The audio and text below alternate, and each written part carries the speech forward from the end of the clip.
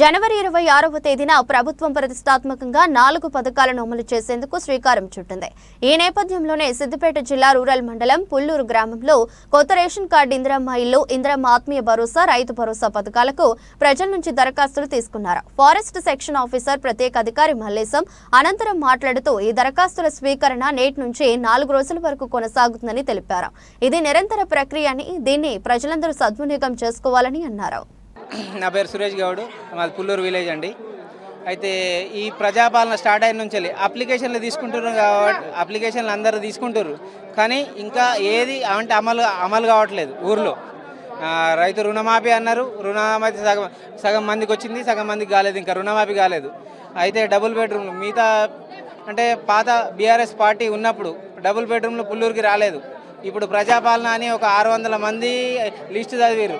600 మందికి ఇప్పుడు ఇస్తారో ఇయ్యారో తెలియదు. అంటే బయట టాక్ ఇంకా వస్తలేదు. అంటే వీళ్ళకి వస్తాయా రావా, ఇందిరమ్మ ఇండ్లు అందరికీ వస్తాయా రావా, ప్రజాపాలన పెడుతుర్రు, కాకపోతే ఇండ్లు వస్తలేవు, ఏమొస్తలేవు. పాలన కావాలని మీరు ఆల్రెడీ అన్ని అప్లికేషన్లు తీసుకుంటారు, కాకపోతే అమలు అవుతలేవు. ఇంకెప్పుడు అమలు అవుతాయి అంటే కొందరు అప్లికేషన్ తీసుకున్నారు. ఇప్పుడు 600 మంది అప్లికేషన్ తీసుకున్నారు. కంపల్సరీ 600 మంది అర్హులకైతే ఇవ్వాలి కంపల్సరీ. అంటే పార్టీలకు అతీతంగా మనం పనిచేయాలి.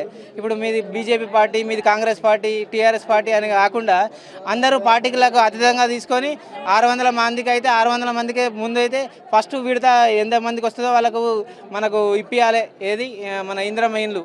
Mallesham, forest section officer, Pulluru ప్రత్యేక అధికారిగా ఉన్నాను.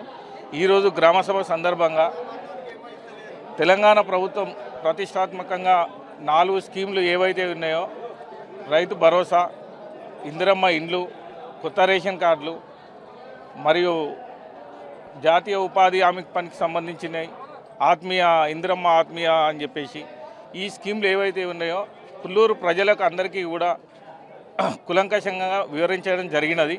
ఒకవేళ ఈ ఇందిరమ్మ ఇండ్లలో కానీ రైతు భరోసాలో కానీ ఎవరైనా పేర్లు రాకపోతే ఎవరు కూడా దీంట్లో ఇది కావాల్సిన అవసరం లేదు. మళ్ళీ కూడా అప్లికేషన్స్ ఇవ్వచ్చు. ఈ రైతు వేదిక బయట 4 కౌంటర్లు పెట్టినాము. ఇంకొకటి ఎక్స్ట్రాగా కూడా మిస్లినరీ కౌంటర్ పెట్టినాము. ఎందుకంటే ఈ 4 స్కీమ్లే కాకుండా వేరేది ఇతరత్ర ఏ ప్రాబ్లం ఉన్నా కానీ దాంట్లో మీరు అప్లై చేసుకోవచ్చు. ఒకటే ఇంట్లో ఉండి 4 ఉన్నారు, 4 అన్నదమ్ములు ఉన్నారు, స్లాబ్ ఉన్నది, వాళ్ళు ఫోటో దిగిరు, పాపం ఒకరికే వచ్చింది. అలాంటి వాళ్ళు ఏం చేయాలంటే మళ్ళీ అప్లికేషన్ ఇవ్వండి. ఇది నిరంతర ప్రక్రియ. ఏ అపోహలు కూడా నమ్మొద్దు. దయచేసి ప్రజలందరూ దీన్ని గమనించాలి. ఇంకా మిగతా వివరాలు ఏమన్నా ఉంటే మా సెక్రటరీ గారు, పంచాయత్ సెక్రటరీ గారు మాట్లాడతారు. ఈరోజు మరి పుల్లూరు గ్రామంలో గ్రామసభ పెట్టి ఇవాళ జిల్లా అధికారి గారు, జిల్లా జడ్పీ సిఇఓ గారు రమేష్ సార్ గారు కూడా వచ్చారు. నేను అధికారులందరికీ ఒకటి చెప్తున్నా, దయచేసి మరి పుల్లూరు గ్రామంలో మరి ఇందిరమ్మ ఇండ్ల కోసం వచ్చినటువంటి దరఖాస్తులు దాదాపు 1020. ఇక్కడ దాంట్లో లిస్టులో వచ్చినాయి 500 పైచిలకు లిస్టులో వచ్చినాయి. రేషన్ కార్డులు ఇక్కడ 300 రేషన్ కార్డులు అప్లికేషన్లో ఉంటాయి. ఇప్పుడు కేవలం ఇవాళ 60-70 మాత్రమే వచ్చినాయి.